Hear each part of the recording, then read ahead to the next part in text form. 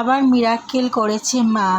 মায়ের মুখে শোনা যাক যে মায়ের কি মিরাক্কেল হয়েছে। কারণ ডাক্তার যে রোগ করতে পারেনি, ভালো করতে পারেনি, মায়ের নাম জপ করে সেই রোগ ভালো হয়ে গেছে। তাই মঙ্গলা মা বলছেন নিজের মুখে বলতে, শুনে নিন সেই কথা। খেয়েছি, ডাক্তার আমাকে বলছে যে যত বড় বড় জায়গাতেই যান না কেন, যত বড় ডাক্তার দেখান না কেন, কোনোদিন এটা একেবারে ভালো করতে কেউ পারবে না। হ্যাঁ, তাই বললো, তাই একবার ভালো হবে আবার হবে। তো আমি তখন দেখলাম যে যতক্ষণ চিকিৎসা করছে করে নে, আমার তো মা তো আছে, আমি যাবোই, কিন্তু তাই যতক্ষণ তো ওষুধ খাবার দিল খেয়ে নিলাম।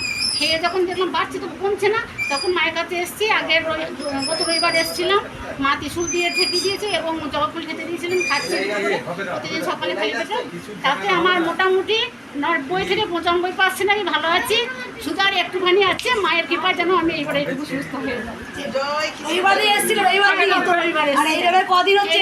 সবে 8 দিন হচ্ছে। এত ডাক্তার দেখিয়েছে, এখানে বাড়ছিল, কমেনি।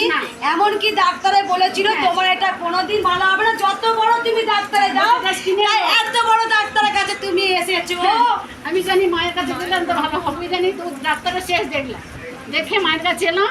এখন এবার আমি তাই জোর গলায় সবাইকে বলতে চাই যে আমাকে দেখে সবার মানে ভালো হচ্ছে, এটা সবাই বিশ্বাস করে চলো মায়ের কাছে।